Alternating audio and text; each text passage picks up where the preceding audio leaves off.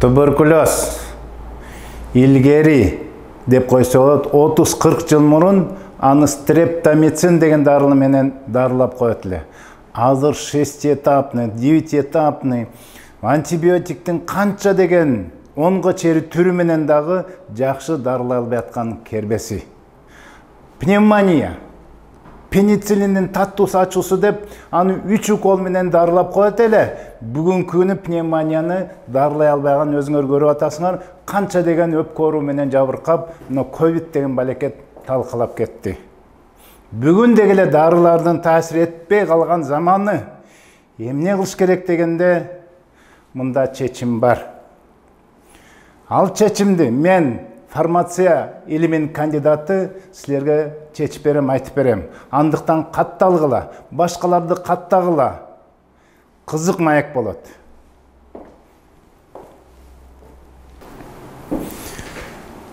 Кысталхинт сүннөттөн келген, Индияда өскөн, көбүнчө Индияда.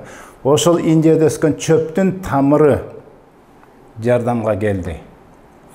Ошол хелинин, бензоат кислотасы, антибиотик катары таасир бере турган заттар абдан жакшы. Ошол эле туберкулез, пневмония, мындай тамак көңдөй ооругандарды, синусит, ангина сыяктуу ооруларга жакшы сонун таасир берип, мынакей капсула түрүндө да чыгарып туруп ичип, ашказандын да дарттары жакшы болуп жатат. Ал гастрит болобу, язва болобу.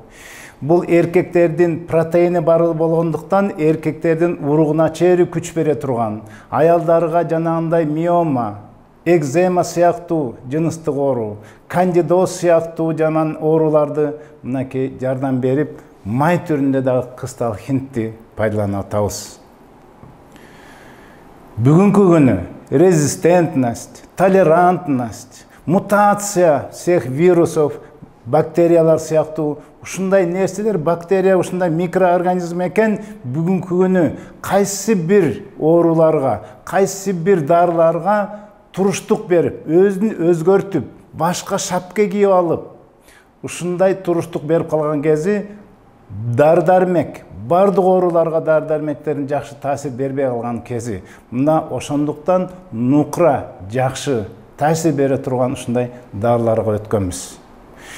Изилдөөдө биз тамырын алып, нукра порошогун албай башкаларда болуп, өзүбүз тамырын алып, мына майдалатып, мунун ичинде чиригиндер бар экен, чиригин алып салып, жалбырактар, өзөктөрүн кошуп койгондуктан аларды тазалап туруп, мына өзүбүз нукра жакшынакай өзүбүздүн өз көзүбүз менен изилденип туруп, жакшы тамырларды алып туруп чыгарып, мынакей таасири да жакшы болгону ошодон.